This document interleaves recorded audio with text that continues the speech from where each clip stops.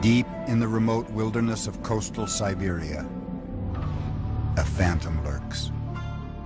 Known in legend as Amba, meaning God and devil.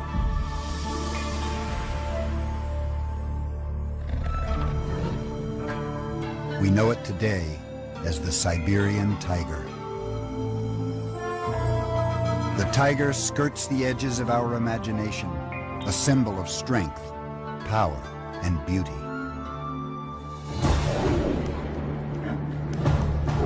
Yet despite its fierce reputation, the Siberian tiger is dangerously close to extinction.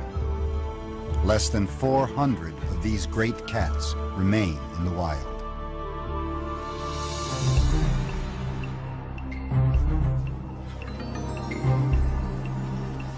Now, wildlife biologists are using science to save the wildest creature on Earth. An international team of Russian and American scientists seeks to better understand the tiger. Sort of either straight towards the hill or a little bit to the right. Their efforts may be the tiger's last, best chance at survival. If the tiger can be saved, it would mean protection for all that exist in the shadow of the tiger.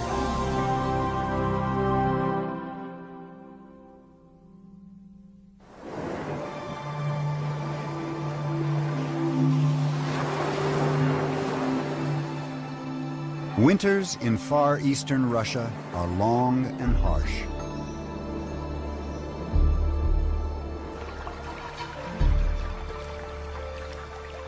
Frigid air from the heart of the continent grips the land in snow and ice.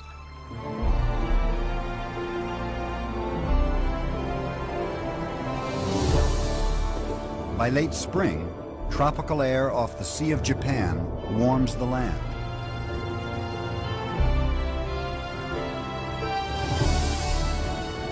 Icy winters give way to golden summers,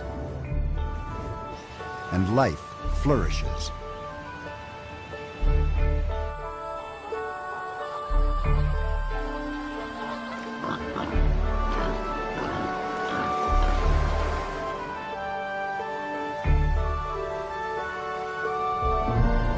A vast, unbroken forest, known as the Russian taiga, blankets much of the region. It is the largest intact forest in the world and the last stronghold for wild Siberian tigers.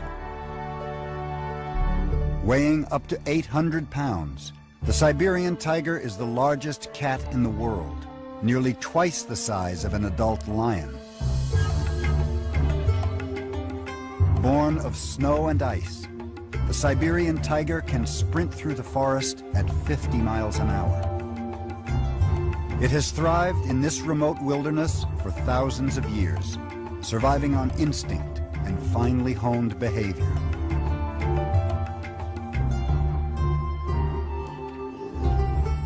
The Siberian tiger once numbered in the thousands, ranging from eastern Russia to South Korea.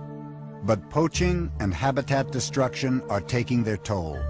Today, less than 400 Siberian tigers exist in the wild, and these are found almost exclusively along a narrow band of mountains in coastal Siberia. The Sokoty-Alin Biosphere Reserve lies at the heart of tiger country.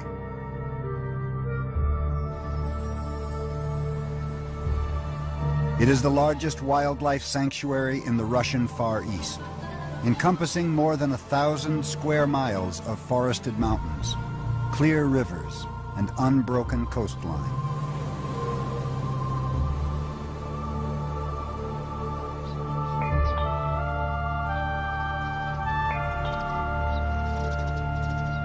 At the edge of a forest glade, roe deer graze.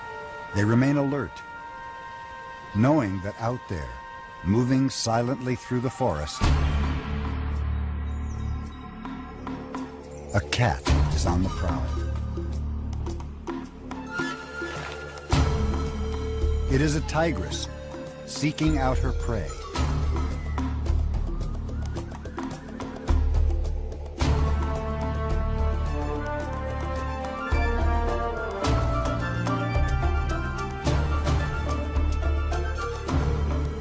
She will not make a kill today, but must soon, as she has another mouth to feed. This 6-month-old tiger cub is named Larisha. Her mother, Katya. They are part of an in-depth study into the secretive lives of Siberian tigers. Oh, he's right down in the creek bottom.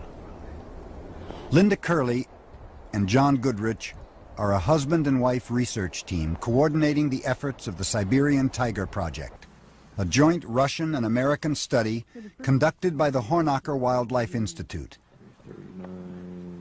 10, 329, so that's right here. Based at the University of Idaho, the Hornacher Institute studies threatened and endangered species around the world. For John and Linda, studying tigers in Russia's remote wilderness is the opportunity of a lifetime. It baffles me that there's actually a mammal that exists that is orange with black stripes. So first of all, they're beautiful, and we don't get to see them very often. But when we do get a glimpse of them, it makes our job everything worth, just everything worthwhile.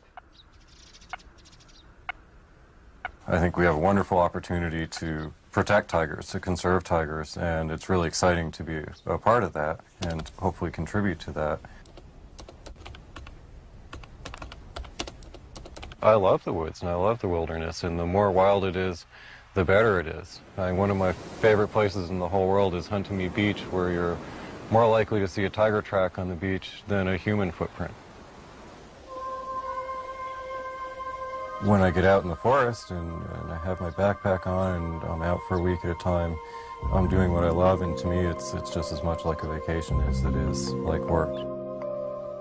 The thing that I love about field biology is learning how other species, besides humans, interact with each other, how they live, and just how they make a living. And I like seeing it firsthand. I like being in the field.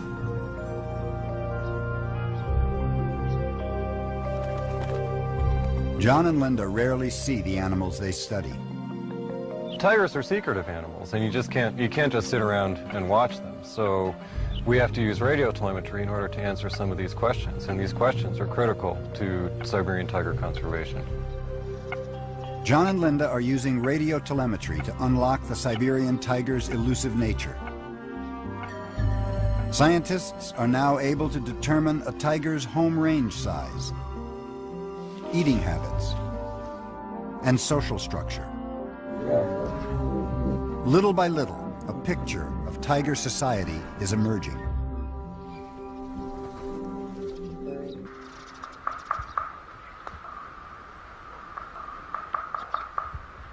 In order to use radio telemetry, the scientists must first get a collar on a tiger. To capture a new tiger, the scientists use thick cabled snares. They place the snares along trails frequently used by adult tigers. The thick cables are ideal, allowing the scientists to capture a tiger without injuring it. Snare loop lays over the spring like that. Tiger walks along, he's going to step on this trigger. Cut.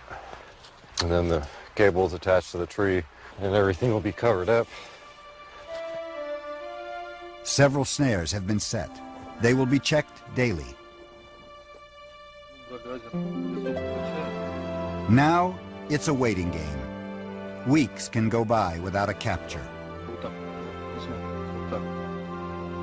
Joining the team is Russian biologist Igor Nikolaevich. Igor probably knows more about Siberian tigers than anyone. He's been studying the great cat for more than 30 years. Luck is on their side. Only days after the snares are set, a tiger is captured. Our biggest concern is the safety of the animal. Has the animal somehow been hurt in the snare? Has something happened to it? Is it very agitated?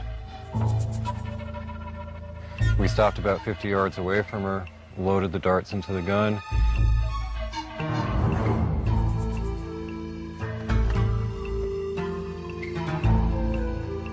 And then approached slowly and quietly. The first approach is the most dangerous because the scientists have no way of telling how securely the tiger is held in the snare. Yeah, it's dangerous. She was probably more agitated than any tiger that I've seen. Okay, girl, easy. She's got a toe capture, John. Be real careful. Yeah, I saw that.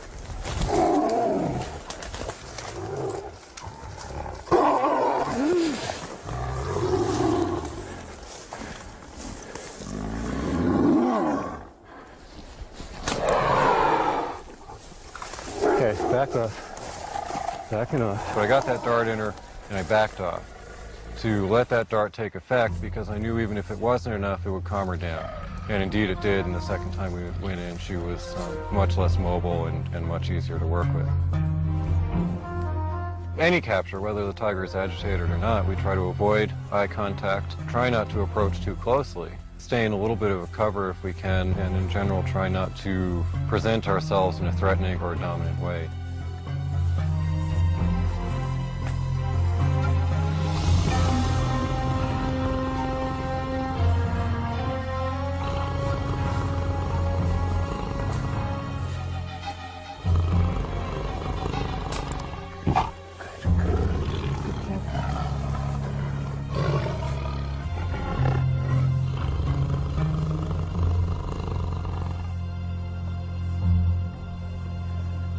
The tiger was unharmed during the capture. The team must work quickly before the drugs wear off.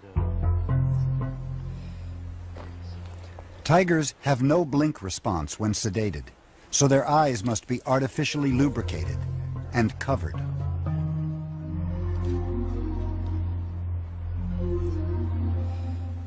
Okay, I'm gonna do a collar.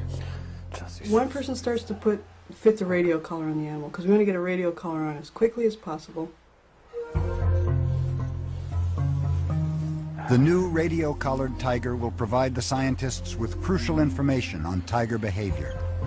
What's your number? What's your new frequency? 034. Ear tags are also attached to identify the tiger in case the radio collar falls off. We're really interested in body measurements of all kinds. It gives us a lot of information about body condition, about growth rates in animals, and differences between male and female body parameters. Well, we take pad measurements, particularly the pad width, because we also measure tracks. Using track measurements can help us to identify individuals. 3 centimeters. Tiger paws are thickly padded, allowing it to move quickly over snow and ice. Their claws are retractable, keeping them sharp for gripping prey.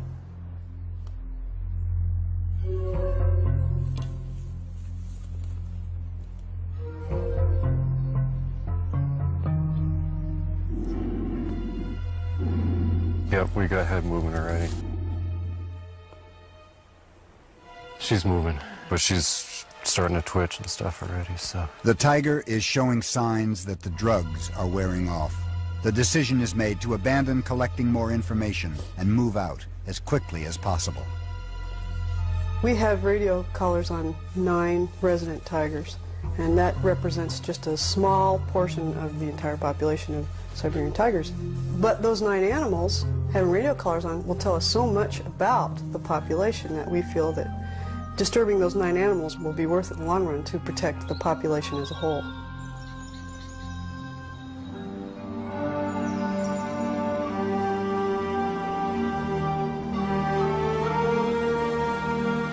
Tigers are not alone in this wilderness.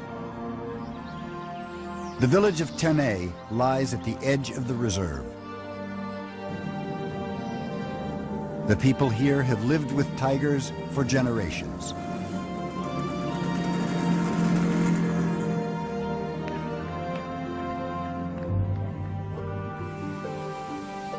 Although Siberian tigers are not known as man-eaters, precautions are taken. Cattle are herded home in the evening, and dogs stand guard outside homes.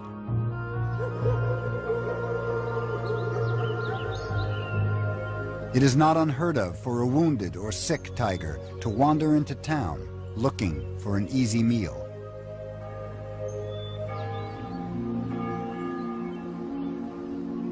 However, Siberian tigers prefer to stay deep in the forest, where they blend seamlessly into the landscape.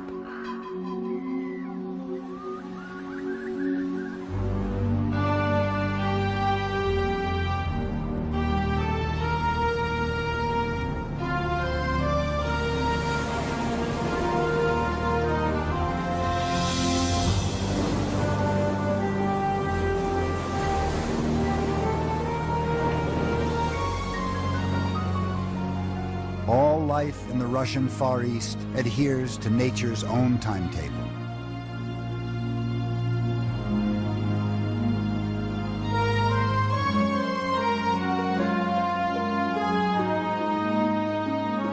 What may start out as a few innocent flakes can turn serious in a matter of minutes.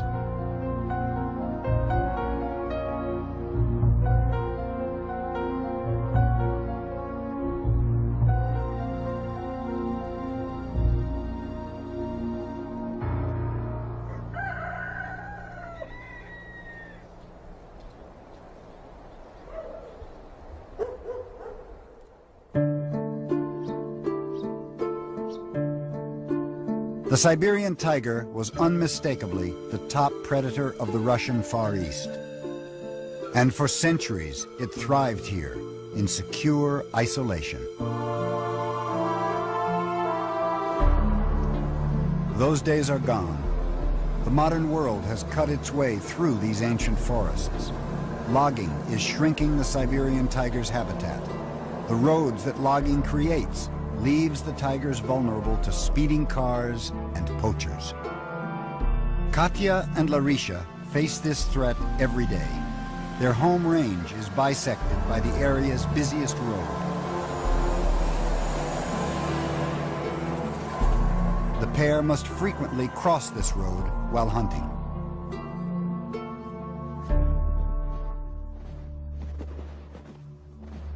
John and Linda are concerned about Katya. They say she is often too bold, too close to the road. Other tigers are more wary. 11-centimeter hind foot. Okay, so he was walking on the road down there, and probably a car came. He ran up the bank, came around here, and then ducked down behind this tree. So you can see where his front feet were here, and then his hind leg was kind of out to the side right there, and his tail stretches around right back here. Probably a car came, he hopped up here and ducked down and hid, watched the car go by, and then he went back down and walked up the road. It is difficult for a tiger to learn the dangers of roads. Its first encounter with a car or a poacher is often its last. This tiger was killed close to the road. The poachers skinned the cat, but left its bones behind, perhaps unaware of their value. The skeleton alone is worth more than a year's wages for a local family, a tempting proposition for a people in such dire economic need. Tiger bones are highly valued on the Asian medicine market for their ancient curative powers. This belief has pushed the Siberian tiger to the brink of extinction. To combat the illegal trade in wildlife, anti-poaching patrols have been launched across the region. Checkpoints are set up to look for poachers transporting illegal wildlife. Anatoly Astafia, director of the Sikhoty-Alin Biosphere Reserve, accompanies his men on patrol. Setting up roadblocks and checking vehicles is a good measure of poaching prevention. If we discover a poacher, we confiscate his prey and his guns. The patrol is also effective because we widely announce our intention to check certain roads on certain days. So many poachers who would have come here do not. Of course, poachers still hunt on the reserve, but they are not as numerous as they once were. Still, this is not a typical job. The men work 24-hour shifts. It is difficult and intense work. The patrol's dedication is paying off. Poaching on the reserve is down by 40%, but they must be ever vigilant. As long as a market for tiger bones exists, poaching will remain a serious threat.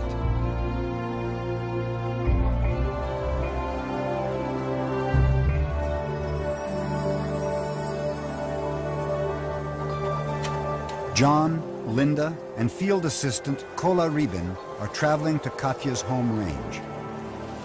Once they find her tracks, they will spend days covering large areas, following Katya's movements.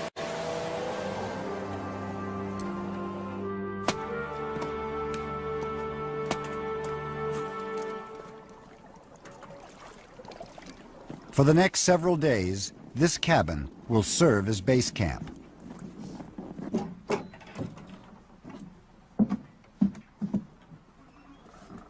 The team will head out early tomorrow morning to look for Katya's tracks.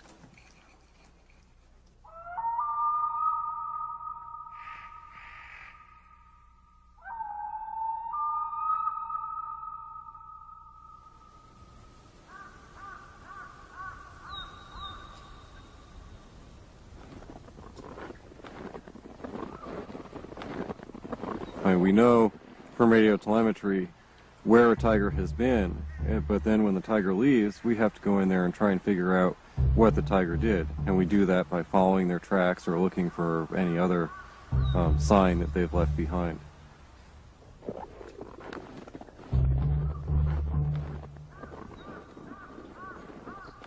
Being a field biologist and studying tigers in particular is a lot like doing detective work.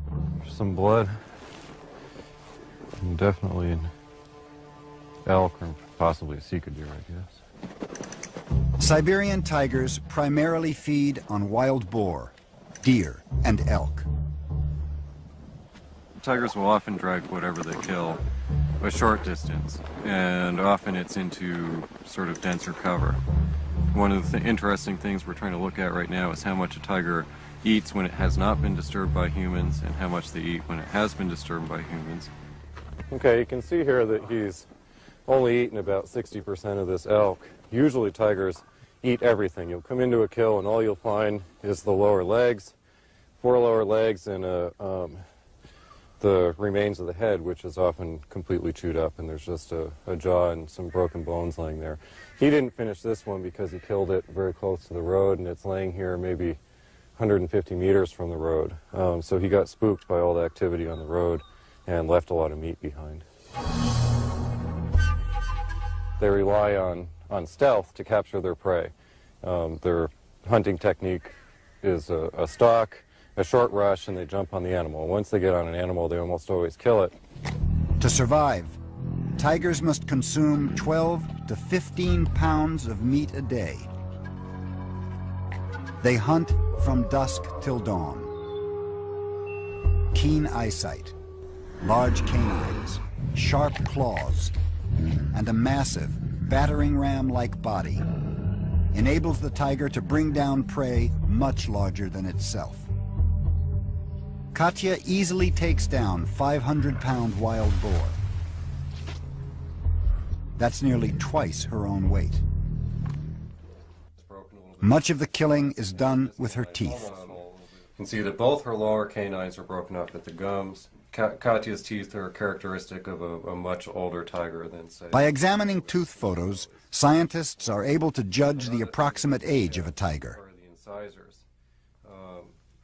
When I'm out tracking a tiger, I'm constantly visualizing what the tiger is doing. Sometimes to the point where it even kind of increases my heartbeat and I start getting really excited about it. And of course, added to that is always the chance that there's going to be a tiger just around the corner and that there's going to be some kind of an encounter. It just makes it incredibly exciting work. The scientists have found fresh tiger tracks well within Katya's territory. It's a little over 9 centimeters. So this has got to be Katya. Measuring the print confirms these are Katya's tracks. First strides were real small. Another, much smaller set of tracks indicates Katya is traveling with her 6-month-old daughter, Larisha. Here's tiger hair. There. See if there's any other kind of hair. John and Linda have tracked Katya for the past 3 years. She has become their favorite. There's no small animal that puts marks like that in a tree. The scientists were even lucky enough to catch a rare glimpse of Katya and Larisha at play. And it was incredible because the two of them played together and the cub often initiated the play, but the thing that really surprised me was Katya also would initiate the play. And it was amazing for us to see that, that the mother would be just as playful as the cub was. The interactions between Katya and Larisha are important in understanding how mothers raise their young. The time they spend with their mother is the time they're going to learn most of their social skills that they'll need for the rest of their life. Because the rest of their life, they spend mostly solitary, not in the company of other tigers.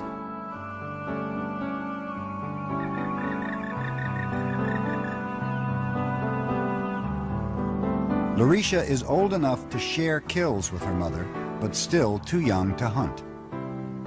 She will stay with her mother for at least another year, until she can survive on her own. Before Katya was ready to breed, she first established a home range, or territory, and spent time getting to know her mate. Males will get together with females not just for purposes of breeding. Sometimes they'll share kills, and there's probably some importance in those relationships in a male and a female knowing each other before they will breed with each other.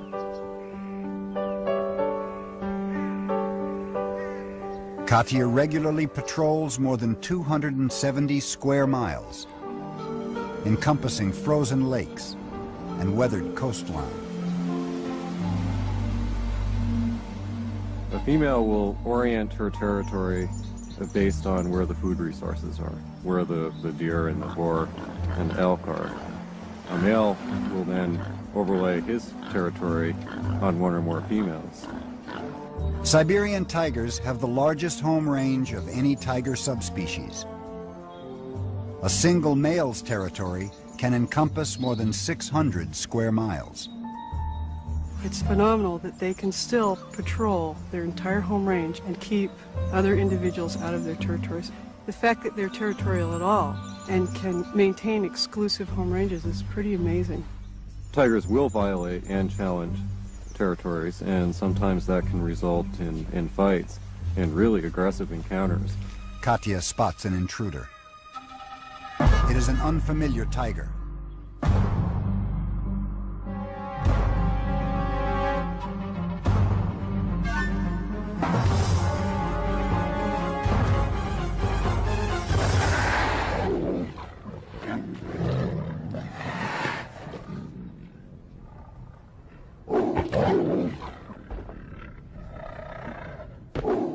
The encounter is brief and largely a display of dominance.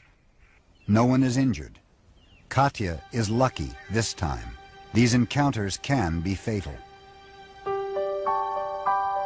Larisha, unaware of the danger, is just as playful as ever, happy to have her mother back. Communication among tigers is another area of great interest to John and Linda.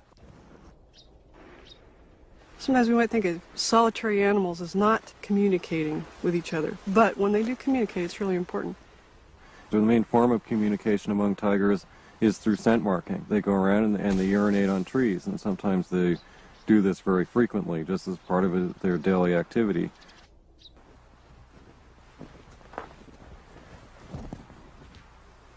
Yeah, strong. This is a traditional tiger mark tree. And what our tiger Alex has done, he's walked down the road here, came up to the tree, turned around and sprayed the tree with urine. You can see this dark spot right here where he's marked. And then by his tracks, it looks like he also came up and probably scratched it a little bit like this and kind of hugged the tree and rubbed his side of his face against it. Katya uses scent marks to advertise her presence and to mark the boundaries of her territory. Through her scent mark, another tiger can determine Katya's age, sex, and identity. A male tiger can even tell if she's ready to breed. This large male is responding to a scent Katya recently left. Known as flamen behavior, it is normally displayed at sites where other tigers have sprayed their scent. This contortion allows the smell to reach a scent organ at the back of the tiger's mouth. Clawing trees may be just a form of exercise for Katya, but sweat glands in her paws leave behind a scent.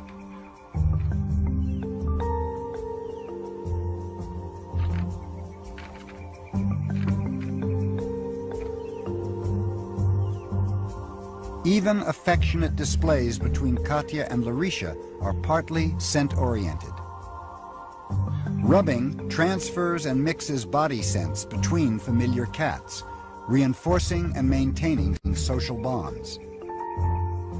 Katya and Larisha are providing valuable insight into tiger society.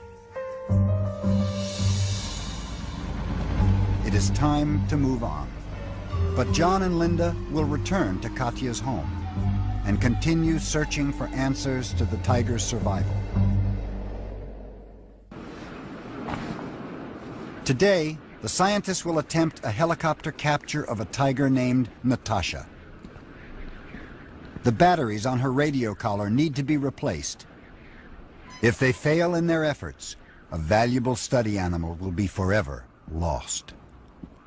Biologist Bart Schleyer joins the team in this crucial effort.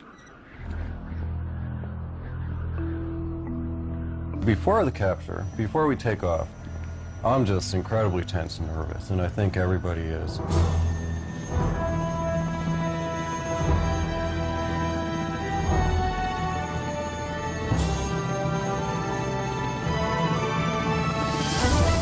Once we get into the air, the feeling is still very tense, but we all become so focused on what we're doing that in general I lose my fear and a lot of my apprehension. First thing we do is of course we fly to that animal's home range, and we're searching for the signal. Once we get the signal, we want to hone in on that animal as quickly as possible. So everybody on the helicopter, really, we're cooperating, just trying to get the first visual on the animal. It's very important that the first person that sees the tiger communicates that to someone who can communicate it to the pilots, because the pilots are the ones that have to see the tiger right away, because they're the ones that are going to follow it.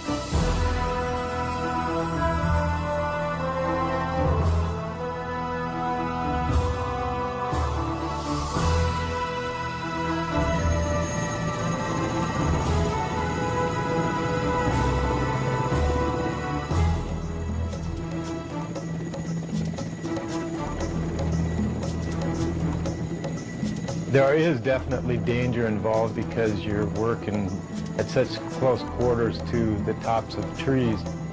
From the air, there's a very small target, and especially from the air because you're looking down on their back. And with an animal moving in the trees, there's usually not a big period of time that you have that you can take a shot. It's usually a little narrow time frame that you can take a shot at an animal, and that's usually when they're stopped.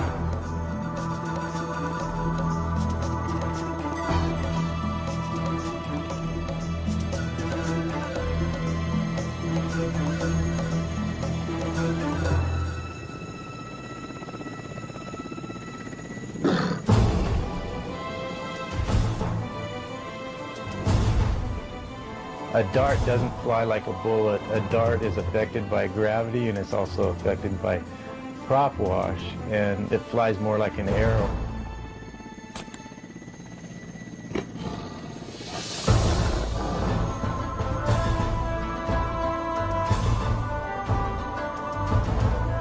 This capture was a little more difficult than some of our other captures because Natasha was in the river bottom where the trees are really tall, so we couldn't get down as close to her as we would have liked to.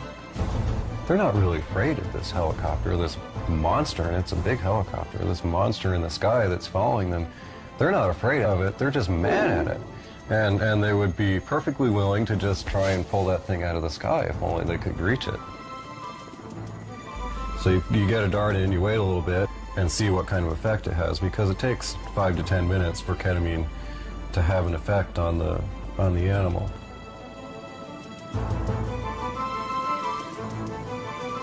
Our biggest concern is that the animal is down. As soon as it looks like it's down, we got to get on the ground as quickly as possible. At that point, when the animal's on the ground, every minute is crucial. You can't get to the animal as quick as you want to make sure their breathing is stabilized. And also, when you are approaching an animal, they're not held by a snare, so there's the possibility that the animal will come for you.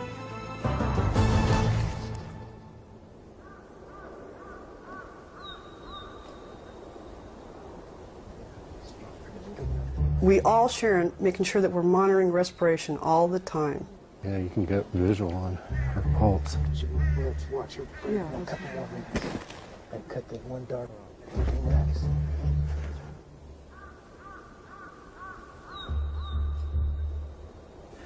Tip her head back a little bit. Except for that one canine, her teeth are pretty good, huh? Both lower ones are gone. Oh, both of them are.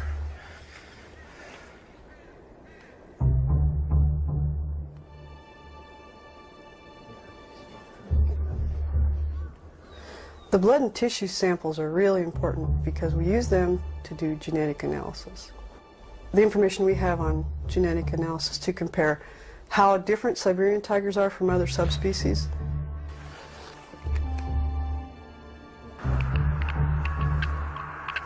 We've got to get that radio color changed, so we want to make sure that the capture is successful, but we're always worried about the animal's safety. That's number one. Plenty of room, but I think I can give her a little more. Which notch is the third one? Yeah, we've been going on the fourth on some of the adults.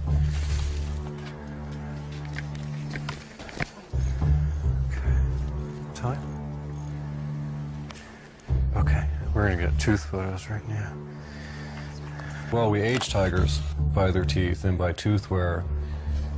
But for us to have photographs of the teeth, we can then compare all of our different tigers at the same time.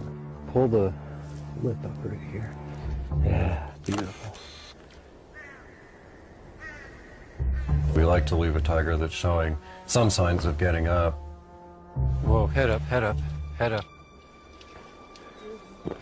And once they start to show a little bit of head movement, it's still going to be usually another 10 or 15 minutes before they can really, get up and walk away or something, at least that long. But she's getting up. She's getting up.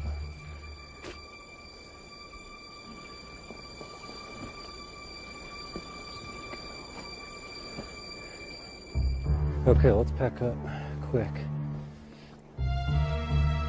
Well, it's really important to get these animals radio color because tigers are very secretive. You can't go out and sit down and watch them. With tigers, you can't do that. You almost never see them.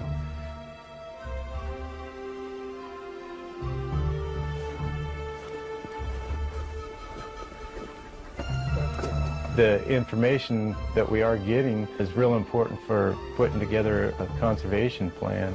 It actually could save the species.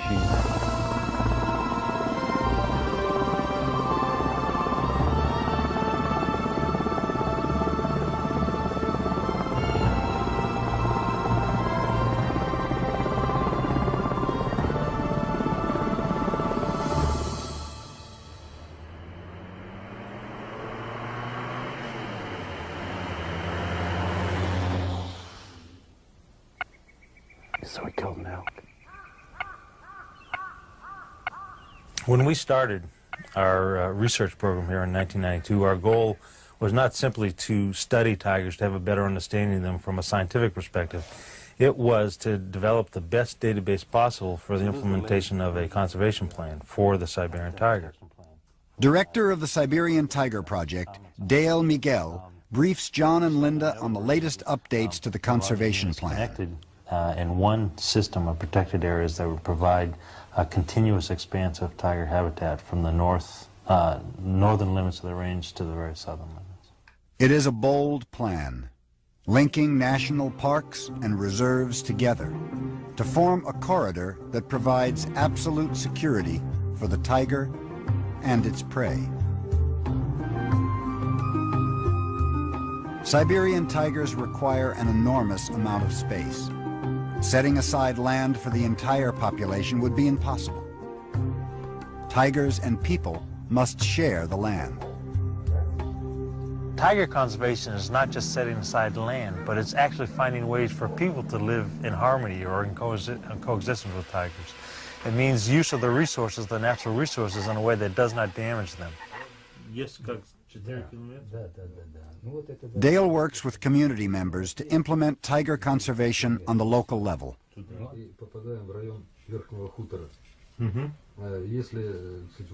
The survival of tigers and conservation in general is very closely linked to the well-being of people. If people feel a sense of well-being, that their economic needs are being met, they're not going to turn to the forest resources and extract them in such an intensive fashion as when they feel they are being stressed. Conservation will succeed only if the people of the region see the tiger as a creature worth saving.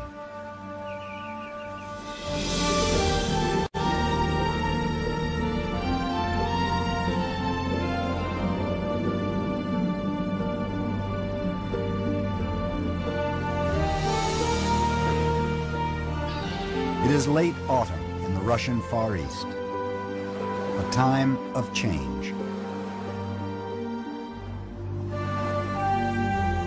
One year has come and gone since the scientists first saw Katya and Larisha in the wild. Larisha is now an adult tigress. She has stayed close to home, taking over part of Katya's territory. Like her mother, Larisha has marked the boundaries of her range. She has even found a mate, a radio-collared tiger named Jenny.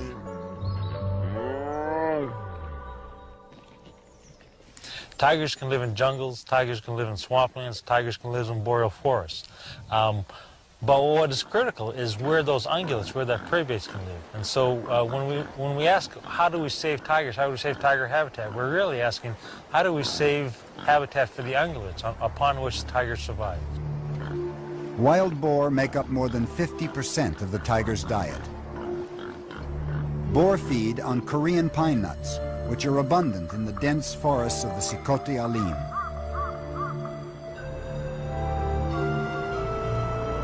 Korean pine is also a highly valued timber source.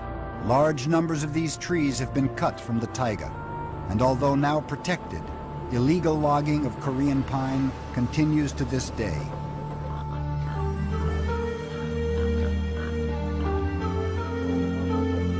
Dale and Russian biologist Sasha Mizhlenkov are trying to determine what the tiger's prey needs to survive. To have a good understanding of tiger ecology, it means understanding the relationship between tigers and the animals that also occur in the forest there.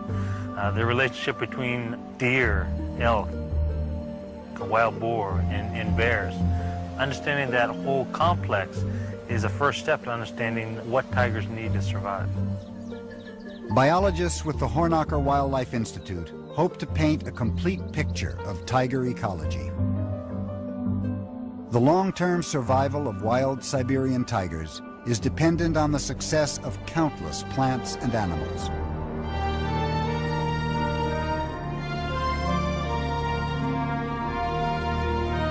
Larisha's mate, Jenny, has spent the last 3 days in one area. He moved on early this morning. Linda and Kola are going in to investigate what Jenny left behind. Wow. Vidish, look at how long this drag is. Tigers usually don't drag their kills this far unless something's disturbed them. The two researchers expect to find the remains of a tiger's kill. What they discover shocks them both. Oh, it's a tiger. You show us, dear. My God, it's a tiger. Это Jenny. задняя. Это маленький. Дай замер.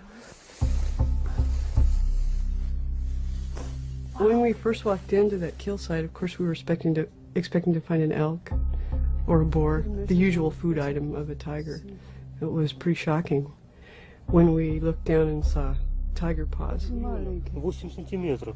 8 сантиметров. Да. 8 centimeters.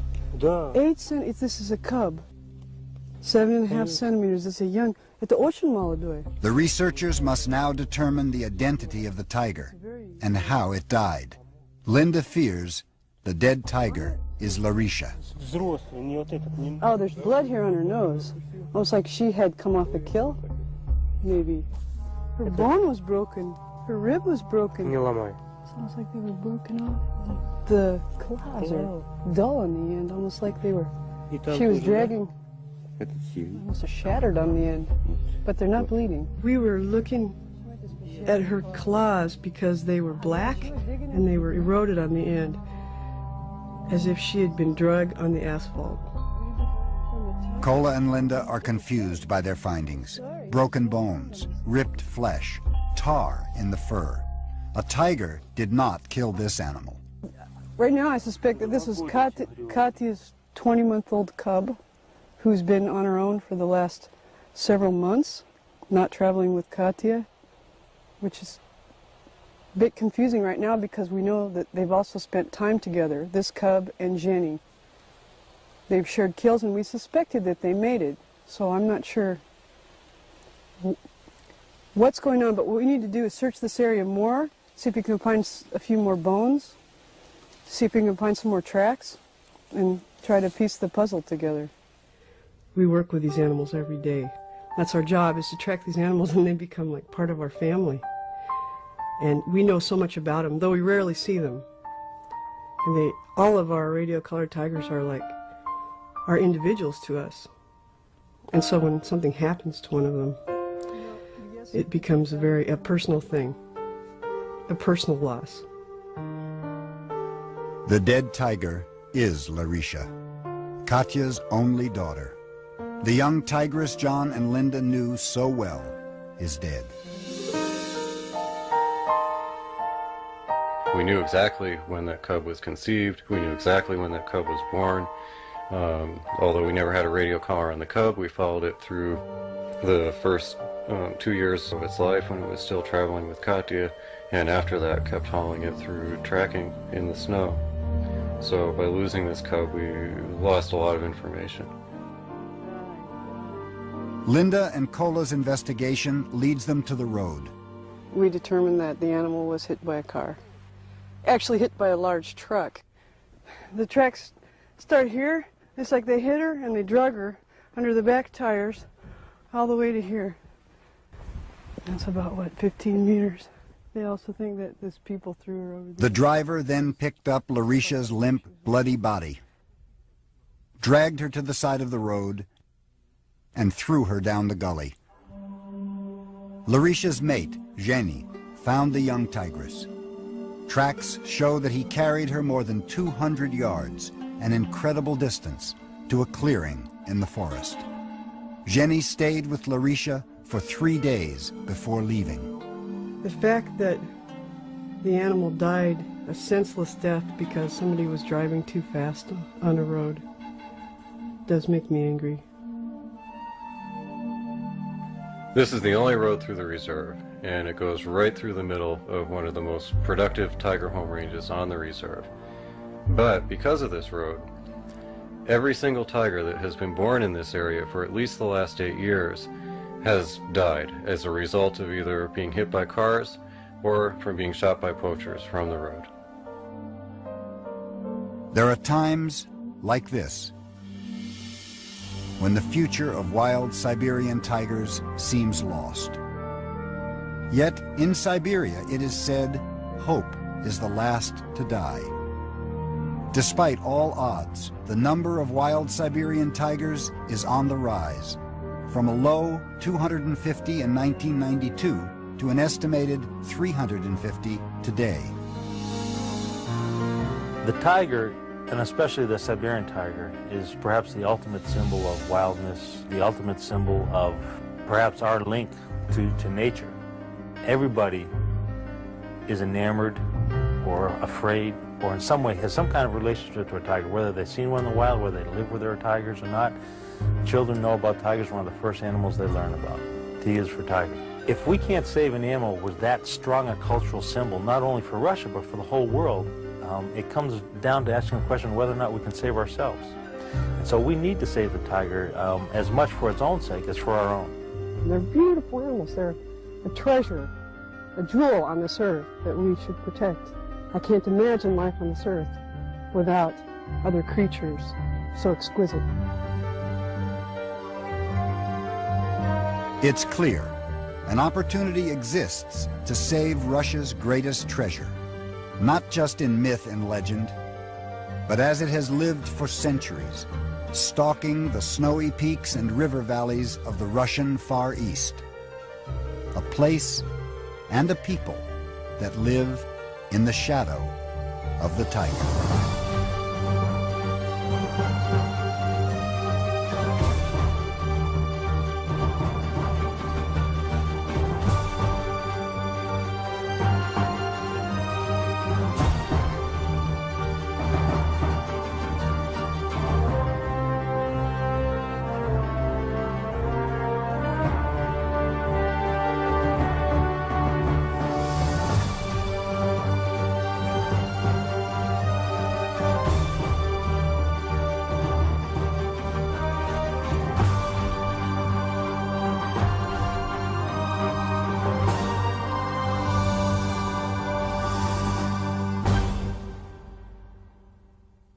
Encompassing more than 1,000 square miles of forested mountains, clear rivers, and unbroken coastline.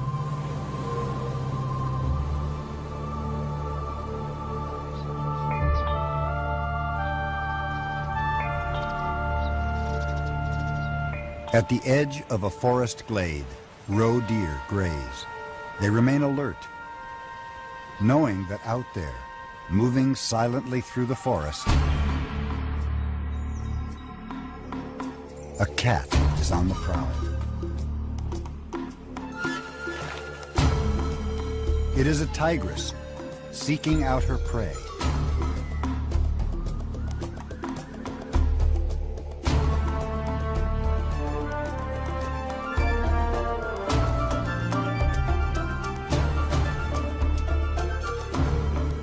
She will not make a kill today, but must soon, as she has another mouth to feed.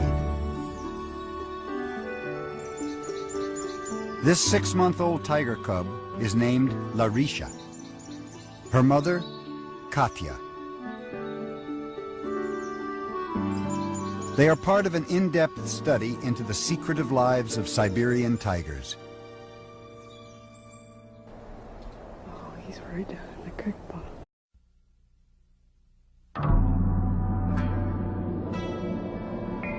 Deep in the remote wilderness of coastal Siberia, a phantom lurks, known in legend as Amba, meaning God and devil.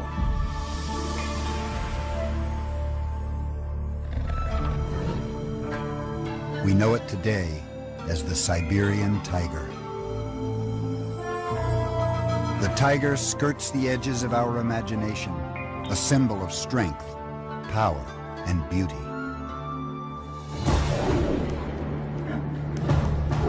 Yet despite its fierce reputation, the Siberian tiger is dangerously close to extinction.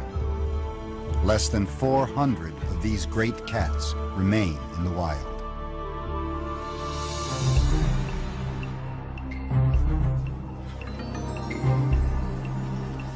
Now, wildlife biologists are using science to save the wildest creature on Earth. An international team of Russian and American scientists seeks to better understand the tiger. Sort of either straight towards the hill or a little bit to the right. Their efforts may be the tiger's last, best chance at survival. If the tiger can be saved, it would mean protection for all that exist in the shadow of the tiger.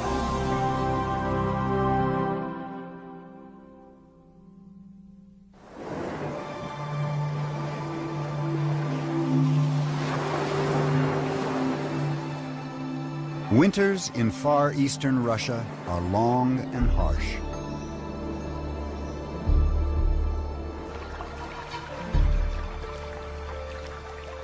Frigid air from the heart of the continent grips the land in snow and ice.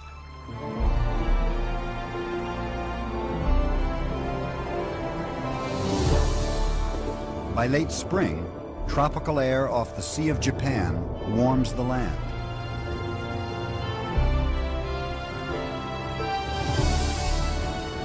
Icy winters give way to golden summers, and life flourishes.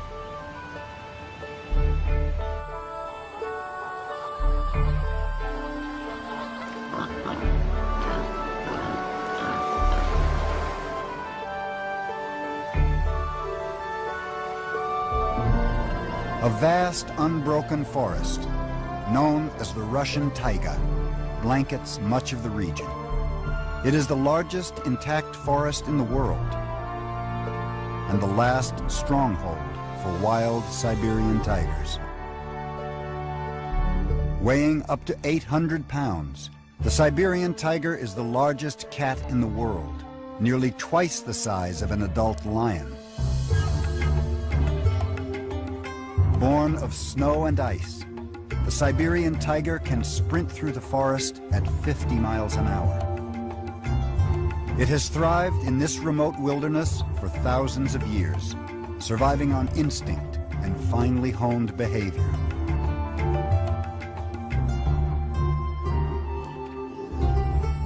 The Siberian tiger once numbered in the thousands, ranging from eastern Russia to South Korea.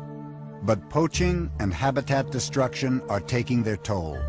Today, less than 400 Siberian tigers exist in the wild, and these are found almost exclusively along a narrow band of mountains in coastal Siberia. The Sikhoty-Alin Biosphere Reserve lies at the heart of tiger country.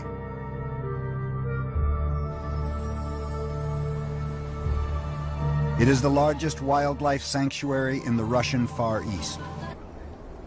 Linda Curley and John Goodrich are a husband and wife research team coordinating the efforts of the Siberian Tiger Project, a joint Russian and American study conducted by the Hornacher Wildlife Institute. 10, 329, so that's right here. Based at the University of Idaho, the Hornacher Institute studies threatened and endangered species around the world.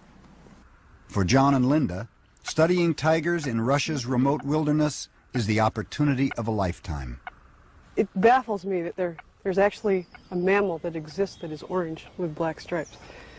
So first of all, they're beautiful, and we don't get to see them very often. But when we do get a glimpse of them, it makes our job everything worth, just everything worthwhile.